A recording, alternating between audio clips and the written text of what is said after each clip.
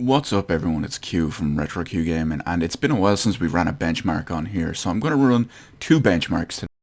Is this one you see here, which is Monster Hunter Online. It's a roughly 2-ish year old benchmark that I haven't run in about 2 years.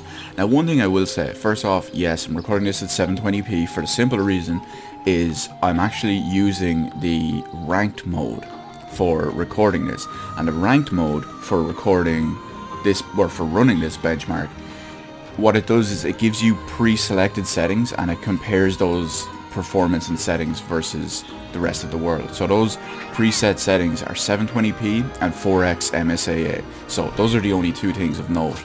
And currently, I don't know if it's actually recording my FPS counter, but I've dropped below 100 FPS once, and that was to 97. I'm at 137, 123, down to 76. Wow. Oh god, I can't even remember the cats' names. It's been a while since I played Monster Hunter. But yeah, they're all that hair, the individual hair on them was going crazy. So the reason why I'm actually doing 269 FPS, the reason why I'm actually recording this video and what made me think of doing this is with the announcement of Monster Hunter Double Cross for Nintendo Switch. And once the actual screenshots came out, yeah, it looks okay. It looks like an upscaled version of Monster Hunter Generations or Monster Hunter Cross, whatever you want to call it. And yeah, it looks like a better resolution version and game with slightly better textures. But it makes you wonder what a full-on native Switch version would look like. Granted, it wouldn't look probably this good, even on the base ranked settings, which are only 720p. And 4x MSAA, but it's the quality of the textures and effects and stuff. But when you look at it with a native version, it would still, I think it would still look pretty good. So chances are the next one we'll see won't just be a port of a 3DS game, it'll be a native version of the game. And it will look considerably better than the Switch port of Double Cross. It also begs the question is, what would a Monster Hunter game look like on, say, PlayStation 4 Pro or Xbox One Scorpio? Over 200 FPS here at the moment. Down just as soon as I said that, it went to like 199 and 170 something. You can run this in unranked mode, which basically means you get to pick the resolution you actually render it at. And you get to pick your choice of anti-aliasing. You can either have it off, use SMAA, or 4x MSAA.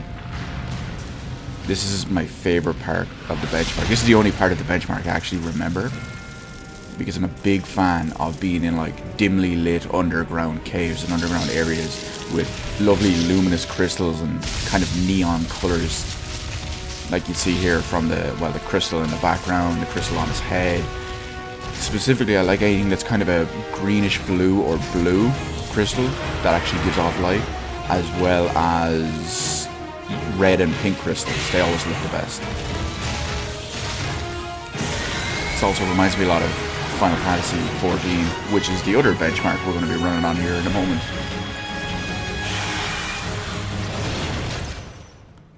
So there we go, let's see. 35,484 in ranked mode. 99% of users in the world have been defeated by you. So that's running on my, as you can see there, my 5960X at 3 GHz. Ever since I moved back to Windows 10, I haven't even bothered overclocking it again. Which I had it done on Windows 7, but I realized it's not needed. And then you've got my GeForce GTX 1080, 4x MSA anti-aliasing resolution, 1280 by 720p. I'm not gonna lie, it was a bit of a cringe to watch because, well, that's exactly 1/4 of my screen resolution, so it was a bit on the blurry side. But I am recording this video at 720p, so you wouldn't really see it. So yeah, it's pretty good.